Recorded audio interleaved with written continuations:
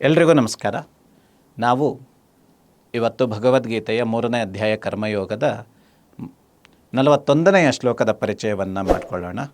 ಶ್ಲೋಕ ಹೀಗಿದೆ: ತಸ್ಮಾತ್ತ್ವಮಿಂದ್ರಿಯಾಣ್ಯಾದೌ ನಿಯಮ್ಯ ಭರತರ್ಷಭ ಪಾಪ್ಮಾನಂ ಪ್ರಜಹಿಹ್ಯೇನಂ ಜ್ಞಾನವಿಜ್ಞಾನನಾಶನಂ. ಈ ಶ್ಲೋಕದ ಅರ್ಥ ಈ ರೀತಿ ಇದೆ: ಭರತರ್ಷಭ, ಭರತವಂಶದಲ್ಲಿ ಶ್ರೇಷ್ಠವಾದವನೇ, ಭಾರತ ದೇಶದಲ್ಲಿ ಶ್ರೇಷ್ಠನಾದವನೇ, ಹೇಗೆ ಬೇಕಾದ್ರೂ ಅರ್ಥೈಸ್ಕೊಳ್ಬೋದು. ಇಂದ್ರಿಯಾಣಿ ಆದೌ ನಿಯಮ್ಯ ಅಂತ.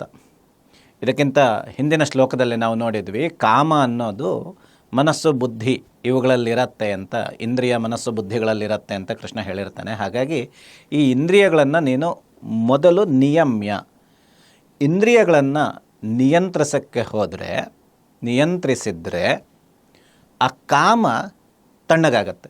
ಆ ಮೊದಲಿನ ಉದಾಹರಣೆಯಲ್ಲಿ ಹೇಳ್ತಾನಲ್ಲ, ಬೆಂಕಿ ಇದ್ದ ಹಾಗೆ, ಬೆಂಕಿಗೆ ನೀನೇನು ಕೊಟ್ಟಿಲ್ಲ ಅಂದರೆ ಬೆಂಕಿ ಉರಿಯೋದಿಲ್ಲ. ಹಾಗೆ ಆ ಕಾಮಕ್ಕೇನು ಕೊಟ್ಟಿಲ್ಲ ಅಂದರೆ ಆಮೇಲೆ ಆ ಆಸೆ ತಣ್ಣಗಾಗ್ತಾ ಹೋಗುತ್ತೆ.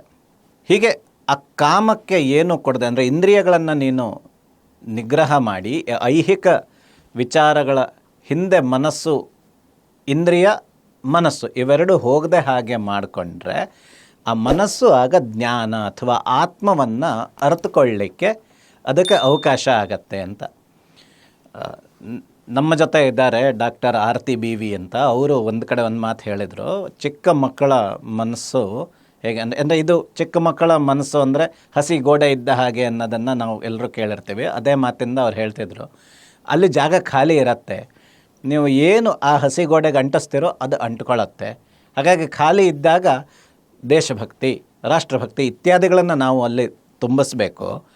ಇಲ್ಲ ಅಂದರೆ ಜಾಗ ಖಾಲಿ ಇದೆಯಲ್ಲ, ಇಂಗ್ಲೀಷಲ್ಲಿ ಹೇಳ್ತಾರೆ an idle mind is a devil's workshop ಅಂತ. ಬೇಡದಿರೋ ಆಲೋಚನೆಗಳೇ ಬರುತ್ತೆ, ಮತ್ತು ಇಂದ್ರಿಯಗಳಿಂದ, ಕಾಮಗಳಿಂದ ಬರೋ ಆಲೋಚನೆಗಳೇ. ಹಾಗಾಗಿ ಅದರ ಬದಲು ಇಂದ್ರಿಯಗಳನ್ನು ನಿಗ್ರಹಿಸು, ಆಗ ಕಾಮ ಸಣ್ಣ ಆಗುತ್ತೆ, ಕಾಮಕ್ಕೆ ಜಾಗ ಇರೋದಿಲ್ಲ.